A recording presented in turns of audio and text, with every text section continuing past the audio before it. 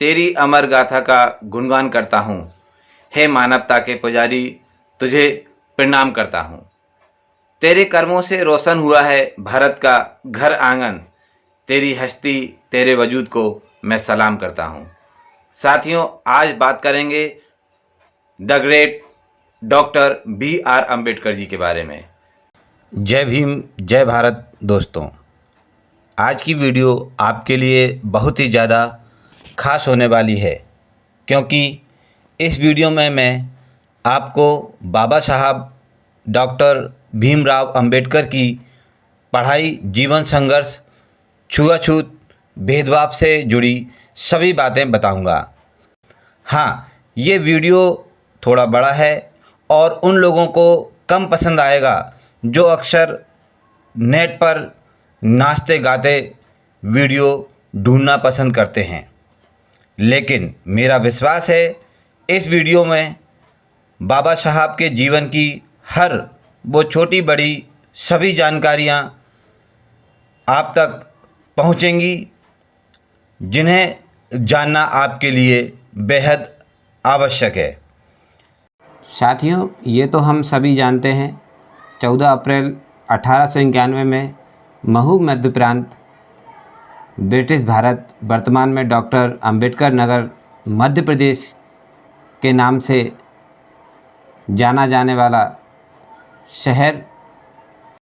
तो साथियों, देर ना करके हम आपको ले चलते हैं बाबा साहब के जीवन संघर्ष की ओर। मुंबई यूनिवर्सिटी से बीए, दुनिया की टॉप यूनिवर्सिटी में से जो एक है।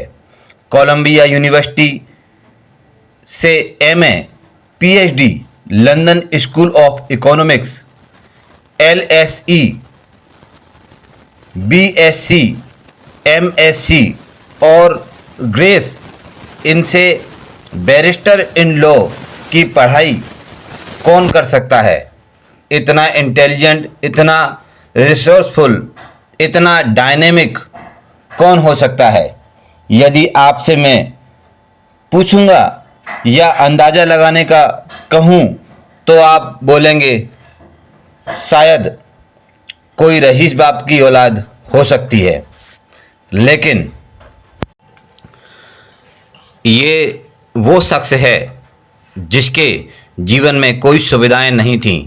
और विश्वास रखिए, यह वीडियो अगर आप पूरा देख लेते हैं, इसके बाद या तो आप अपनी ज़िंदगी में बहाने बनाना बंद कर देंगे, या मान लेना कि आप इतने नामुराद हैं और आपकी चमड़ी इतनी मोटी है कि बड़ी से बड़ी घटना भी आपको हिला नहीं सकती। आज मैं गर्व से बात कर रहा हूँ भारत के पहले law and justice minister, architecture of Indian constitution, Shri Baba Sahab Ambedkar की।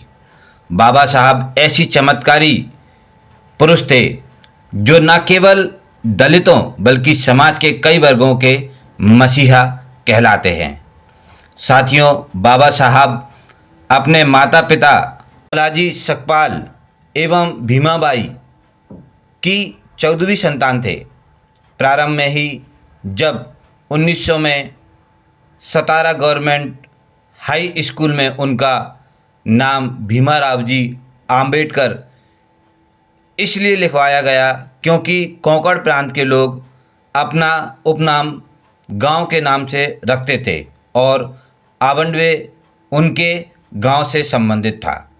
बाद में एक देवरुखे ब्राह्मण शिक्षक कृष्णा केशव आम्बेडकर, जो उनसे विशेष स्नेह रखते थे, उन्होंने उनके नाम से आवंडवेकर हटाकर अपना सरल आम्बेडकर उपनाम जोड़ दिया। तभी से उन्हें आम्बेडकर उपनाम से जाना जाने लगा। प्रारंभिक शिक्षा से ही उनका संघर्ष प्रारंभ हो गया था। जब वह विद्यालय जाते तो अपने साथ एक बोरी लेकर जाते, क्योंकि उस बोरी पर वह कक्षा के बाहर बैठते और शाम को वापस घर ले आते। कक्षा का कोई विद्यार्थी उनके साथ बैठना पसंद नहीं करता था, कोई शिक्षक उन्हें पढ़ाना नहीं चाहता था। महार जाति से सभी घृणा करते थे, जो उस समय अनटचेबल या अछूत मानी जाती थी।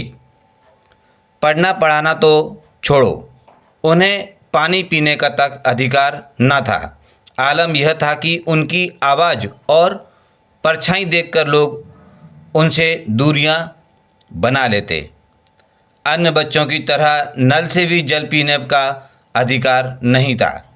स्कूल का प्यून उन्हें अलग ले जाकर दूर से पानी पिलाता। प्यून छुट्टी पर होता तो उन्हें पानी भी नहीं मिलता, जिसका जिक्र उन्होंने वेटिंग फॉर अ वीज़ा में लिखा है। No peon no water. कभी यदि वह प्यास से व्याकुल होकर छुपकर कुएं या नल से पानी पीने का प्रयास भी करते तो इसके लिए उन्हें मार खानी पड़ती। यह उनके साथ अक्सर होता ही रहता था। फिर एक घटना ऐसी घटित हुई जिसने उनके जीवन पर गहरा प्रभाव डाला। सन 1901 में उनके पिता ने जब गर्मी छुट्टी बिताने के लिए उन्हें कोरेगांव बुलाया, बड़ी तैयारी के साथ भीमराव और उनके भाई ट्रेन से मशहूर पहुँचे, जहाँ उनके पिताजी उन्हें स्टेशन लेने पहुँचते, लेकिन किसी कन्फ्यूजन के चलते पिता अपने दोनों बेटों को लेने स्टेशन नहीं पहुँच पाए।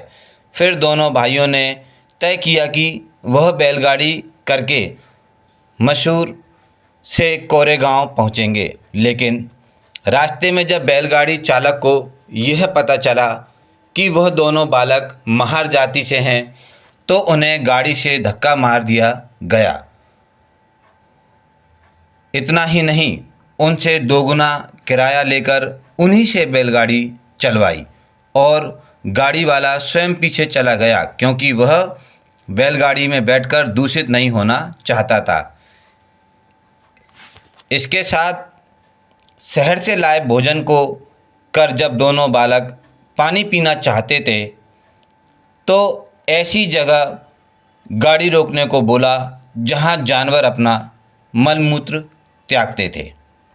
अपनी किताब में बाबा साहब लिखते हैं, यह सब तब हो रहा था जब मैं 9 वर्ष का था। अब आप उनके मेंटल स्टेटस का अंदाज़ा इस तरह भी लगा सकते हैं कि 9 वर्ष का बालक यह सोच रहा है कि यह कैसा सिस्टम है जहां इंसान के बच्चे को इंसान जैसा महसूस नहीं होने दिया जा रहा है।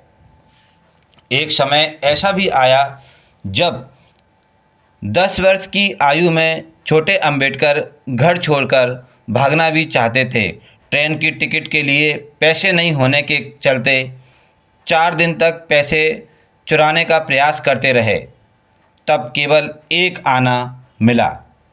तब अंबेडकर जी ने सोचा, स्कूल घर से भागने से कुछ नहीं होगा। मैं मेहनत करूँगा, अच्छी नौकरी करूँगा और आत्मनिर्भर बनूँगा। यही निर्णय था जिसने बाबा साहब की शक्तियों को नई दिशा दी। उनका कहना था, इस दुनिया में कुछ भी करने का एम्बिशन होना चाहिए। The Elon rise that strive. उगता वही है जो महान प्रयत्न करता है। 1904 में बाबा साहब का परिवार सतारा से बॉम्बे आ गया। शहर तो बदला, लेकिन लोगों की सोच नहीं बदली।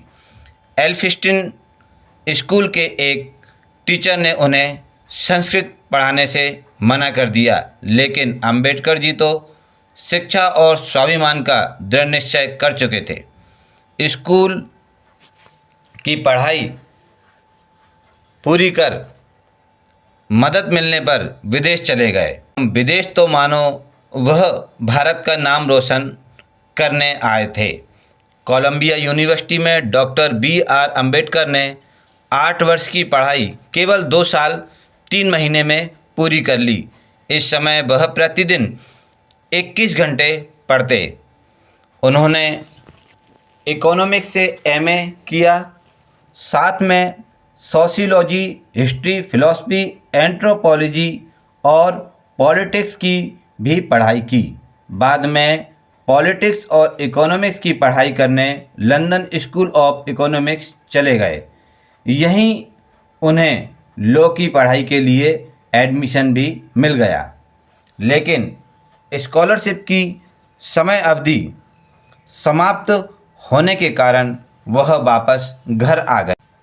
बरोड़ा के महाराज के सेक्रेटरी बने, लेकिन यहाँ भी रवैया खराब था। चपरासी टेबल पर फाइल फेंक कर चला जाता, ऑफिस से पीने के लिए पानी नहीं मिलता और खाना खाने उन्हें बाहर जाना पड़ता। तिरस्कार से तंग आकर वह बॉम्बे के सिनाड्रम कॉलेज में चले गए। वहाँ भी स्टाफ रूम में रखे पानी के मटके से पानी पीने पर कई शिक्षकों को आपत्ति थी। एक बार फिर कोल्हापुर के राजा की मदद से डॉक्टर अंबेडकर अपनी पढ़ाई करने वापस लंदन चले गए। ज्ञान के अथाह सागर बाबा साहब को 11 भाषा और 64 विषयों का ज्ञान था। लंदन स्कूल ऑफ इकोनॉमिक्स ने उन्हें डॉक्टर ऑफ ऑल साइंस की उपाधि दी। वे विश्व में पहले और अभी तक एक ही व्यक्ति हैं जिनके पास सारे विषयों पर डॉक्टर यानी पीएचडी का खिताब है। उन्होंने पढ़ाई के दौरान एक किताब लिखी, the problem of the rupee, its original and solution, जिसके आधार पर भारतीय रिजर्व बैंक की स्थापना हुई। दुनिया में कई इंटेलिजेंट हुए और आगे भी होंगे, लेकिन बाबा साहब का मतलब न रुकने वाला। The unstoppable doctor Bhimrao Ambedkar. इतना ज्ञान हासिल कर, विदेश से अध्ययन कर, बड़ी बड़ी उपाधियां पाकर, कहीं भी विदेश जाकर कहीं बड़ी नौकरी कर सकते थे। एक लेखक या विचारक भी बन सकते थे। आराम से कहीं सुख और शांति का जीवन जी सकते थे।